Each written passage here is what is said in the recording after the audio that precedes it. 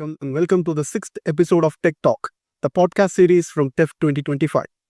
And our today's podcast topic is Cyber Stronghold, Building Unbreakable Digital Defenses.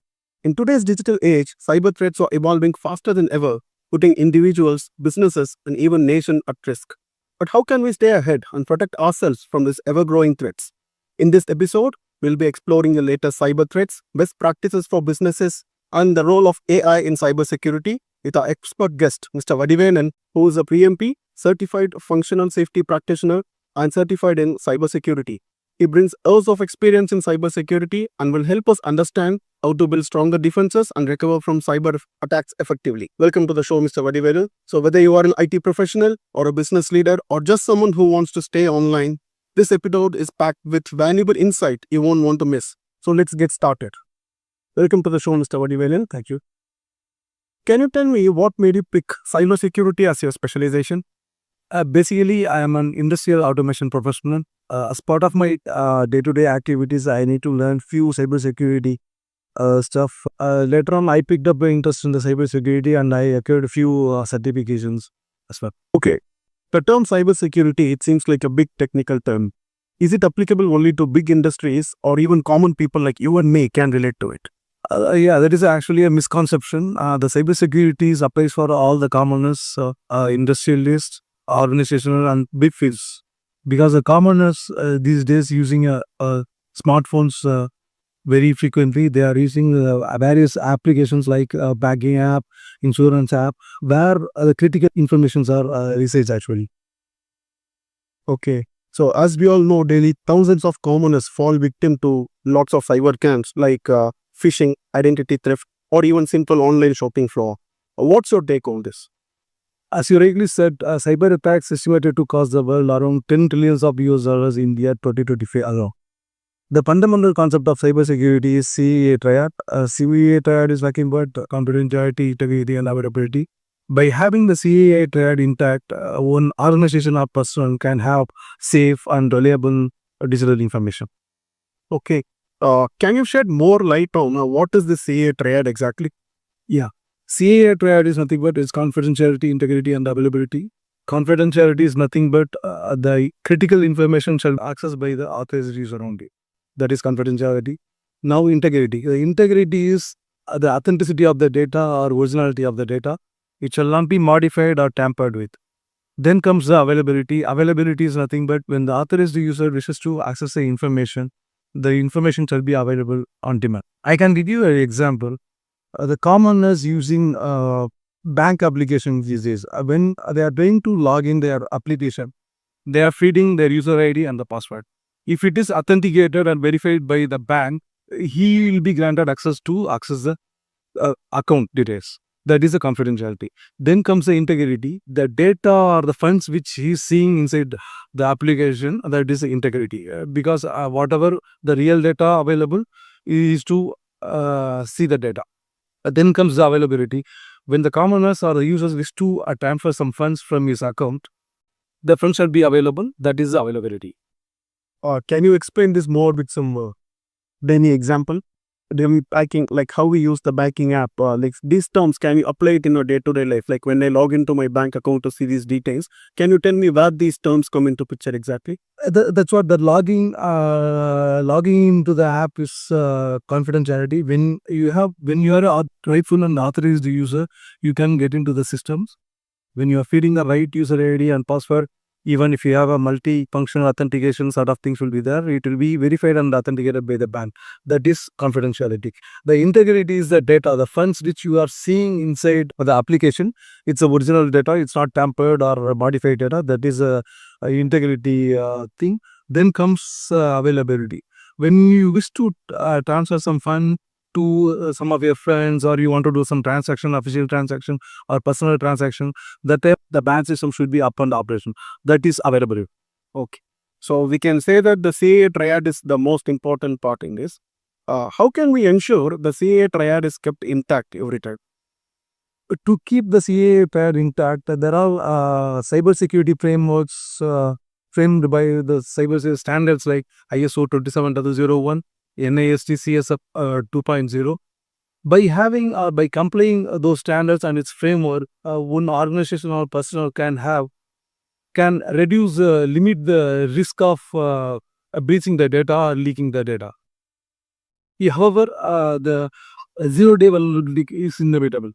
Okay. Can you share me the details of some of the other standards which govern the cybersecurity requirements? Yeah.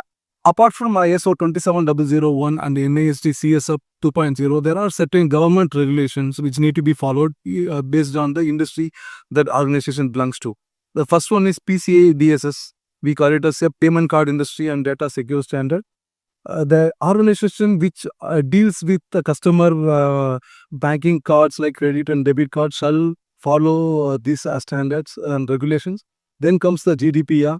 The organization which has the data of the personal data of the individuals like customers or employees shall follow the GDPR. GDPR is nothing but General Data Protection and Regulation. It's been widely followed in Europe. Other countries is following a different standards and regulations. Then comes the important one, HIPAA, Health Insurance Portability and Accountability Act. This act is being followed in United States. That the organization shall follow this HIPAA Act if they belong to the health and insurance industry. Okay, thank you, Mr. Adivelan. You told about the ISO 27001 framework. Can you elaborate on how this framework helps to achieve the information security? ISO 27001 has framework has lot of key components starting from deriving the cybersecurity policy of the organization. Then comes vision and mission, goals, roles and responsibility of the individual who are part of the organization, the risk acceptance level decided by the management. Then comes the risk assessment. Based on the risk assessment, what are the control measures need to be implemented to protect the cyber digital information. Then comes the cybersecurity gap assessment. On what periodical time that a cybersecurity gap assessment need to be performed. Those sort of things need to be performed. In ISO 27001, there are 4 major categories, which are all organizational, people, physical, and technological. In organizational, these guidelines, policies, roles and responsibilities comes in the organizational category. In people category, the roles and responsibilities and the training and awareness session to the employees will comes in the people category. Then comes to the physical category. Physical category falls under the protection of the various assets like hardware assets, surveillance sort of things comes in the physical category. Then comes to the technological, where all the antivirus installation, the endpoint system, implementing firewall on the demilitarized zone sort of things comes in the physical technological category. Okay, thank you for the explanation. Now let's talk about some real life examples. Can you say what are the biggest threats individuals and businesses face today? As far as the individual threat is concerned, social engineering is the biggest threat so far. Social engineering like phishing, wishing, dare phishing, spear phishings are the common attack methods in the social engineering. If any individual fall prey to those attacks, the hackers can take the control of his system and he can do other hacking things. In as far as the organization concerned, ransomware is the biggest cyber threat at this moment. Okay, thank you. Can you share some real examples of the recently patterned major cyber attacks and the impact they had on the industries? I can list few of the cyber attacks which is very well known in the market. The first one is Stuxnet. Stuxnet is actually launched at the OT system. OT is nothing but operational technology. In cyber security, normally people classify cyber security into 2 categories. One is in IT side and another one is in OT side. IT is in information technology and OT is operational technology, where the industrial automation will fall in the automation operational technology. With the sections what was launched at the operational technology, people those days were totally doesn't has any clue about cyber security can be launched in the OT system. It was launched. Various operational and equipments been targeted, and due to the Stuxnet, one nuclear plant in Iran was totally destroyed and they went unoperational. They took so much time to restore the operation. That is one classic example of cyber attack on the OT technology. Then comes the ransomware. I can say WannaCry is one of the ransomware launched against a lot of individuals and organizations. It was launched into various hospitals in UK. They decrypt the database and information of customers, and they put a lot of ransom requests to release those data. Those two are the classic example of the cyber attacks in the recent past. Can you tell me what are some of the most common ways hackers can gain access to systems? The most common way to hack the system is social engineering. Through social engineering, as I told you, human is the easiest vulnerability in cybersecurity system. So by performing the social engineering like smishing, wishing, phishing, they can get the control of the victim control system, PC or whatever it may be. After that, they may launch various payloads. It may be a ransomware, it may be a bomb, it may be a virus. As I told you, ransomware is a thing where you get a control of a system and you encrypt the data which is available in the system, and later on you ask some ransom money to release those database, decrypt the database. Whereas the virus and worms are normally to disturb the operation, or to use. There is a attack called denial of service. When you are having the control of the node, you are basically denying the service to the user which is with user which using that particular PC. Okay. So thank you. Can you elaborate on how such risks are being managed in the cybersecurity industry? That's what as I told you earlier. There are certain frameworks available and derived by the various standards. As I told you, ISO 27001 and NIST CSF 2.0, they have some risk assessment. First, you need to identify the assets available in your premises or organization. That is the first thing. Based on the asset, you need to identify the risk and vulnerability of the system. Based on the risk and vulnerability of the system, you will design the control component need to be implemented in the particular IT demographic. These are the things need to be done as a part of the risk assessment. Okay, now there is a term called cyber security gap analysis. Can you tell me where this comes into picture?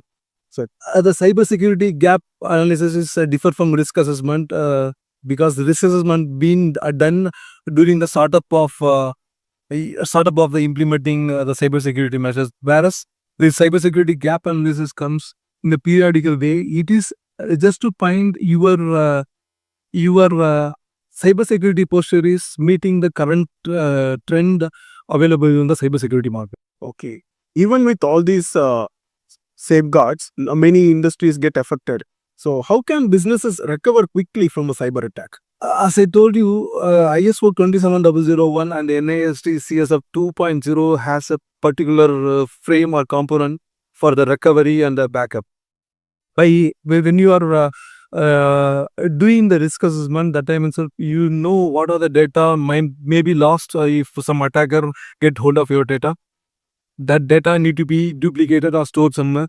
This comes under the backup recovery plan, disaster recovery plan and backup restore plan. If an organization has a proper disaster recovery and backup restore plan, they can overcome any sort of cyber attacks on a given day. Okay. So in our day-to-day life, even in our office places, now all the people are using computers. So does the term cybersecurity related only to the IT people or people working in the IT industry, or any employee who's using a computer can relate to it? Simply asking, what role does an employee have in preventing the cyber threats? It's appropriate question at the moment. In a cybersecurity, there is a term called first line of defense, which means the person or individual who's using the computer shall have the adequate knowledge of cybersecurity, current threat and dynamics. By giving the adequate awareness training to him, most of the risk can be eliminated. Okay, thank you. So as you said, big companies can be using all these technologies and endpoint protection. So now if you see lots of startup companies are coming, people starting small businesses. So can you tell me what could be the minimum security architecture should companies follow to keep their database safe? You cannot really define the minimum requirement without knowing their assets basically. First thing is the company need to be, as I told you earlier, as part of the ISO 27001 or NICCS framework, they need to define the risk acceptance level, or the tolerated risk of the particular organization. That is the first thing. Then they need to identify the number of assets. Then they need to perform the risk assessment, identify the risk, and based on the risk, they need to perform the risk assessment. Subsequently, the control component need to be proposed and implemented. So I can give you minimal glimpse of what this security things can be implemented in the organization. It starts from endpoint security, then network security, then comes cloud security, then comes database security, then comes application security. I'll tell you what are these securities. Endpoint security is nothing but it's a PC, whatever endpoint device which you wish to access a database or any SaaS-based software. These are all called endpoint devices. So those endpoints shall be having adequate safety measures, right? So it will be like it can be a it can be a antivirus program, it can be a patch update like application patch, so OS patch sort of things is applicable in the endpoint production. Then comes the database production. Database production is nothing but database, the information where it rests actually. The data is classified into two types actually. One is the data at rest and another one is data at transit. The database is the classic example of data at rest. The data at rest shall be encrypted and saved in the database, so that if any attacker had access in the database server, he cannot take the data and find what is the information actually. So that is the thing. So the database, whatever information storing in the database shall be encrypted and saved. That is the database security. Then comes the application security. When you are developing the application, there is a SDLC, software development lifecycle, need to be followed, which includes a lot of security involvement like penetration testing sort of things are involved. So that comes under the application security. Then comes the cloud security. Cloud security has a lot of it's a kind of database security. The information being stored in the cloud security need to be stored after it is encrypted. That is a thing. And finally, network security. Network security is a thing where you implement firewall, other intrusion detection system, CM, SOAR, sort of things comes under the network security. Okay, thank you for this detailed answer. You said just a while ago that the human is the first line of defense. So now going into the future trends, the role of artificial intelligence has been talked about so much nowadays. So what do you think about the role of AI in cybersecurity in the future? AI has both pros and cons at the moment. I summarize the cons at the moment. Recently, one e-commerce platform declared that they witnessed 7-fold increase in the attacks on their system, cyber attacks on their system. This is due to the emergence of the generative AI. A hacker with the limited knowledge can generate a code, sophisticated code to attack any system at these days. That is one of the major setback. And the second thing is data leakage. Most of us doesn't have a data leakage because in our organization, to perform our day-to-day activities, we are using generative AI to some extent to get the output and to reduce our time. This actually, unknowingly, we are feeding some company confidential information to them to get the output. This tends to the data leakage. These are the two cons of artificial intelligence. Of course, it does has advantages as well. These devices and solutions like firewall, CM has artificial inbuilt solution within it. This artificial intelligence solution inbuilt in the firewall and the CM helps the human to reduce to attack the to reduce the diagnostics of the threat attacks and the threat vectors. Thank you for that detailed answer about the pros and cons of AI. Talking about AI, nowadays so many people are using AI apps like ChatGPT, Grok, Gemini, etc. As you say, the AI has lots of cons.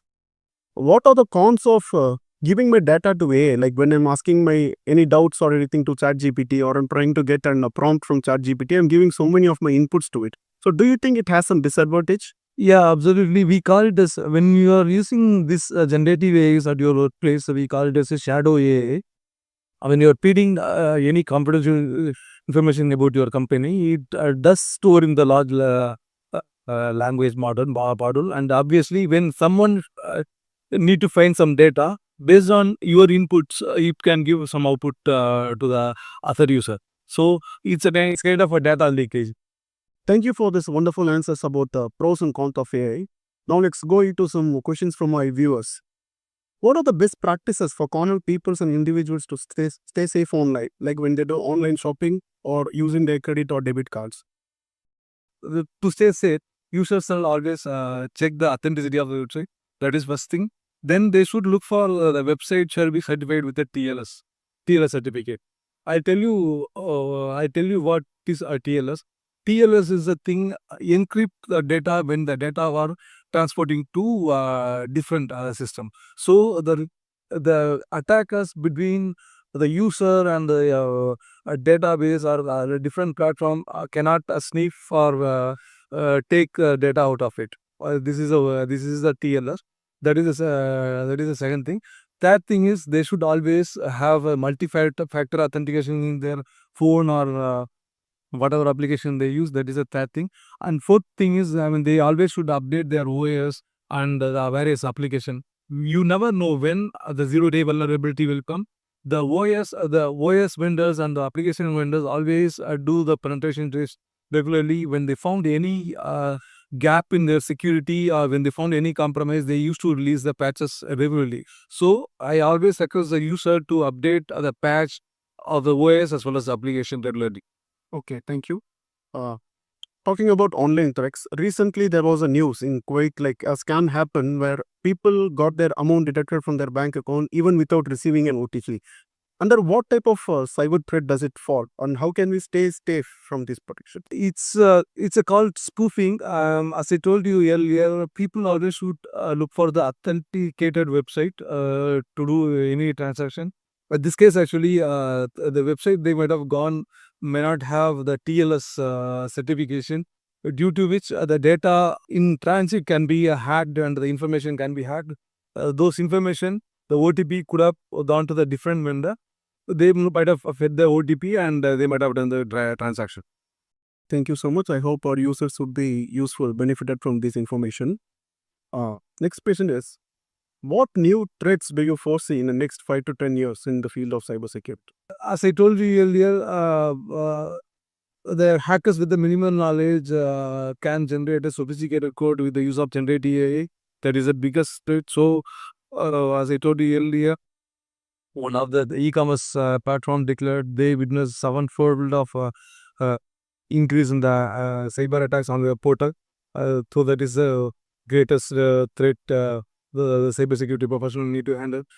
But having the different technologies and different standards being updated, I don't think it will be a close amount of job to counter those sort of cyber attacks. Okay, thank you. So now we have come to the final question of today's session. What advice would you give to someone who is looking to start career in cybersecurity? Whoever wish to pursue the career in the cybersecurity field, I would request them to get network knowledge strong. That is the first thing. And based on their domain, like whether they belong to OT or IT, there are a lot of certifications bodies available at the moment, like ISA, ISC squared. They can go and pursue the certificates. The certificates are varying from beginners, practitioners to expert. If the person is belongs to the OT environment, they can secure certification from ISA. That would be really helpful to them. If the person who is belong to the IT industry, they can secure the certification from ISC squared. They have variety of certificates. Thank you so much, Mr. VADIVELAN. And that wraps up our today's episode on cybersecurity stronghold. We explored key threats, best practices, and strategies to stay secure in an increasingly digital world. A huge thanks to our today's guest, Mr. VADIVELAN, for sharing such valuable insights and information. I hope our viewers are benefited from the insights he has shared with us. Now I would like to invite our committee member, Mr. Subbu, to honor our today's guests with a memento. Thank you for joining and you very much sharing your the insights with our audience. And we truly appreciate your time and energy you put into this discussion. Thank you very much. Thank you. Thank you. Remember, cybersecurity is just not about prevention, it's about being prepared to respond and recover as well. We hope today's episode was useful to our viewers in many ways. If you found this episode useful, don't forget to subscribe, share, and leave a review. Stay informed, stay vigilant, and we'll see you in the next episode of Tech Talk. Until then, goodbye and good night. Stay safe both online and offline. Thank you.